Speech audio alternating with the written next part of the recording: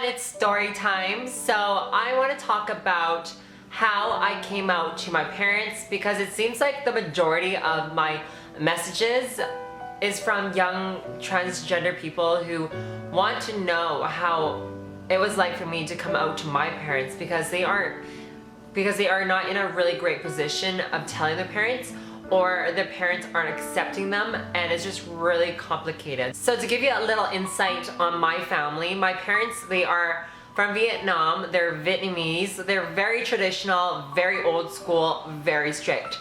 So my mom and my real dad, which they're separated now, growing up, I never really had a good relationship with my dad, and he was very, very, very strict.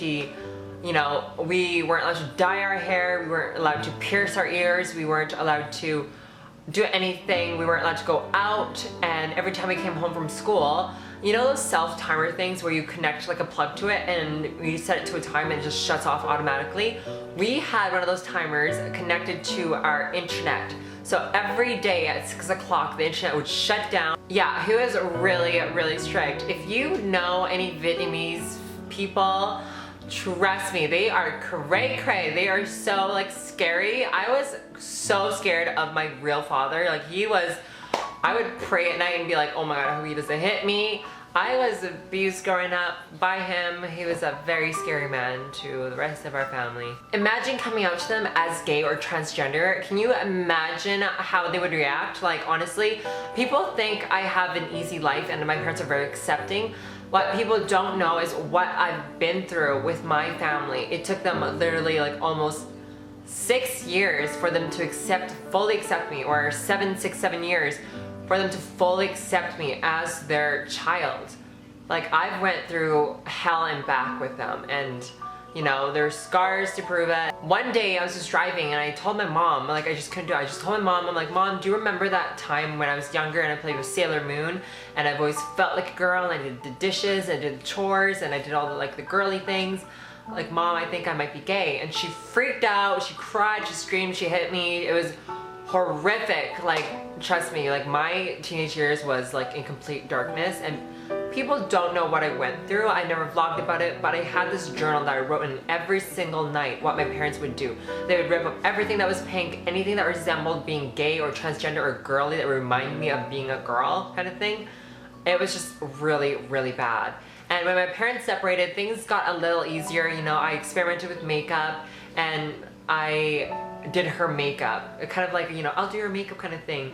Kind of persuading her that, you know, I'm gay, like, hey. So when my parents separated, things got much easier. My dad, which was really strict and very controlling, was out of the picture. Things got more, you know, easygoing. We could have dyed our hair. We, you know, pierced our ears. We did this, we did that. Things got more chill. My mom met her new husband and things are really good. He's very supportive.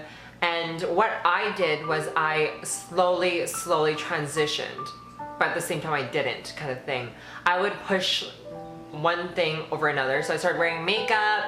I didn't really tell them. It just went with the flow and they knew what was going on. Like I wore makeup one day. I started to sound differently. Like one day I wore lipstick, one day I wore heels. Like I pushed it and pushed it.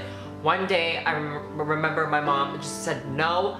As when I brought my first bra home, I wore it. She's like, what is this? What is this bra doing here? Like, get rid of it. You're not wearing a bra. Blah, blah. She just said no. You know, I just kept going. I kept pushing her. I was like, no, I'm gonna wear my bra. I wore it every single day to the point where, you know, she just had to accept me.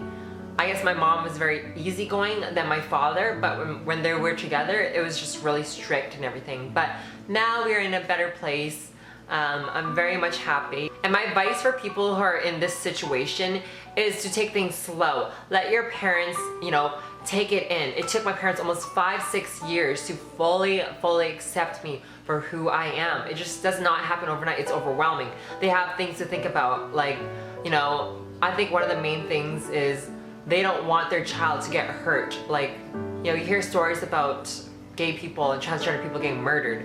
The last thing they want to do is going to sleep knowing that that could possibly happen to their own child, and they don't want that. It's multiple things that, you know, is the answer for them. It's not because you're gay that they hate it. There's lots of things that put into it. Do you know what I mean? But by the end of the day, I don't hate my father. I love my real dad.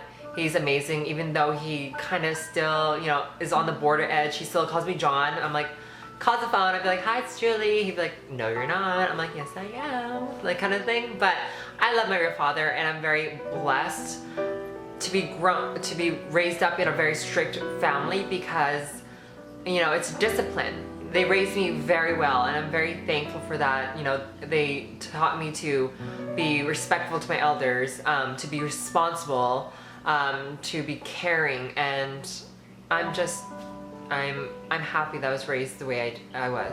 But I hope this video was helpful. Thank you for watching. I hope this video was somewhat helpful.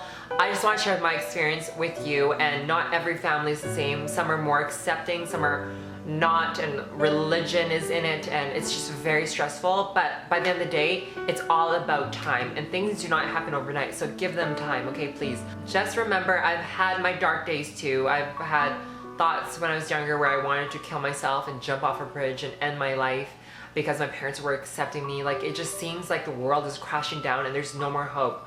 But there is hope. Like I always say, when you hit rock bottom, the only way to go is up. Look at where I am now. It takes time. Thanks for watching, guys. Bye. Mwah.